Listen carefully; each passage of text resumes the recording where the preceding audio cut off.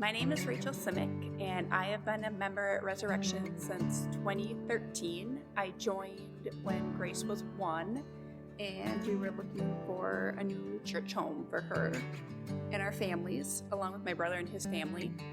And what keeps me coming back to Resurrection and my hopes is I really enjoy the atmosphere for the kiddos. I've taught Vacation Bible School here for 7 years and church school. And my hope is that we are creating a community for these kids that they can feel comfortable, feel themselves, and just have the comfort of coming into a place where they can be themselves and make new friends. And I think community is super important for adults and for kiddos. What do you like about Resurrection? The Sunday school and how different and fun it is every time. Like, it's always different and there's always a new activity for you to do. Yep. So we get to meet new friends and have fun each week. Welcome, Resurrection family and friends, to Vibrant Life, and welcome to our 2022 Stewardship Appeal, where we're calling all people to Vibrant Life. And Vibrant Life is more joy, more love, more peace, more patience, more kindness, more self-control, more generosity, more gentleness. And here at Resurrection, we've been moving into the future each and every day, seeking God's will for our congregation. And one of the ways that we're able to do that is by listening to the congregation.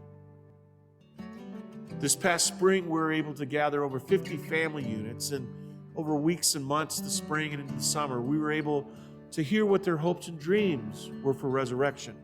And some of their hopes and dreams were able to help guide us into this next year. One of the priorities that these families had were they wanted to make sure that we had a plan for our land and our building. What would we do with our land? And we need some more space. How are we going to get there as we continue to grow? One of the priorities that was shared with their leadership where they wanted to make sure that we took care of our staff, and that we were continuing to invest in our ministry programs. And one of the other priorities, which connects all of these together, is how can we grow our generosity? How can we raise our baseline so that we know that we can meet the needs that are in front of us? One of the other priorities that was consistent among almost every conversation was that Resurrection really wants to reach out beyond these walls. We want to be able to reach out into our community, into our world. So I want to let you know that if you give to Resurrection, you're supporting several different organizations. Each year in our budget, we were able to provide generosity to the St. Paul Area Synod. We write them a check every month. The St. Paul Area Synod is an organization of 100 churches gathered together to not only do ministry within the St. Paul area, but also around the world, providing disaster relief, providing food for those in need. I want you to know, if you give to Resurrection, you're also supporting Open Cupboard. We write them a check every year. We also support Camp Wapo, which is an amazing camp. We write them a check every year. I want you to know, if you give to Resurrection, you are financially supporting Friends of Tasaga. Tasaga is a school in Uganda that works with young people who are either abandoned or have HIV or AIDS. We write them a check every year as well.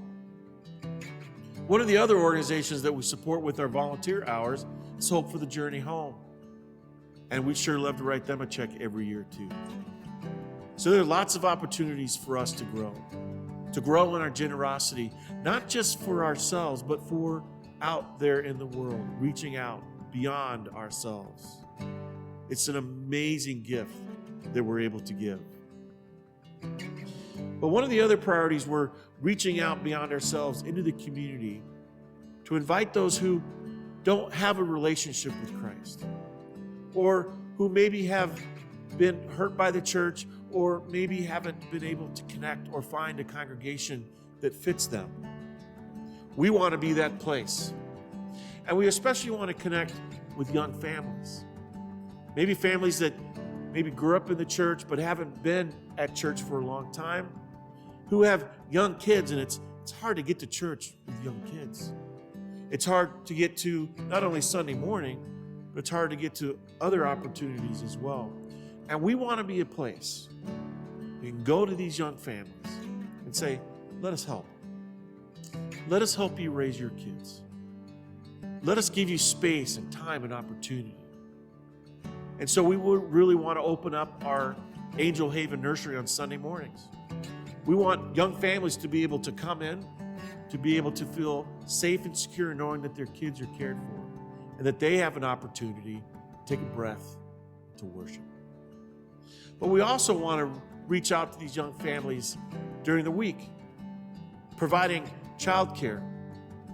It is an interesting world that we live in. It is so fast-paced, and lots of us are overclocked, over-busy, over-calendared.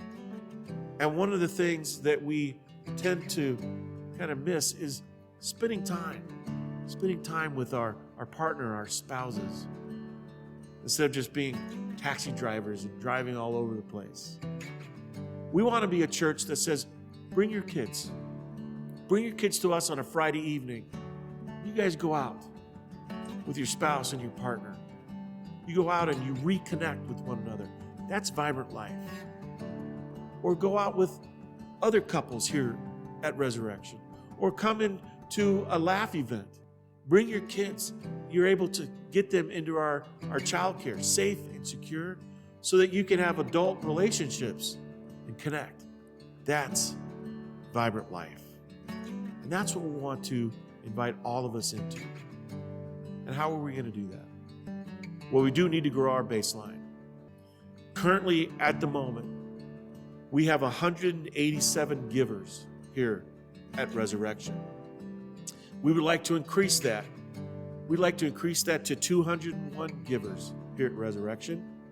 And we'd like for all of us to increase our giving if we can. And if we're able to do that together, we will be able to meet those priorities that we have. My name is Jason Webb. And I'm Corinne Webb. And I'm Jordan Webb. And we were asked, what are our hopes and dreams for our kids at Resurrection and for their future? My hopes and dreams for our children are to see them grow with this church and with the fellowship here, as well as make long-lasting friends and grow with the community, such as like mission trips and getting to know each other and just learning the ins and outs of the church and everything that goes on here. We're very new to this church. We haven't been coming here for very long, but it's been probably about a year now. And we really enjoy it. We feel that when we walk through the door, we're greeted. People talk to us. Everybody's very friendly. And, I hope that this lasts with our kids and they can keep growing up with this same church. I just want to add, so we started looking for a new church about a year ago. And one of the reasons why is because the church that we were attending, we have, our youngest is Jackie. You might know her. She's 4. She's dancing up front. She has a speech delay, and so she's delayed. She's a little bit behind time. And our previous church, when she was 3 and old enough to join with what the preschool kids were doing, she wasn't really welcomed there because of her delay, and she was behind. And so it's kind of one of the reasons why we left there. We were trying to find a place where we would all feel welcomed. And so that's one of the reasons why we came here. And then we really liked it because I felt like Jackie was also included in everything that was going on. Do you want to say something, George? Well, it's my turn. When I have kids, I would like to love and be united with God the same way that I am. what do you like about coming to Resurrection? I like about coming to Resurrection because I can learn more about God.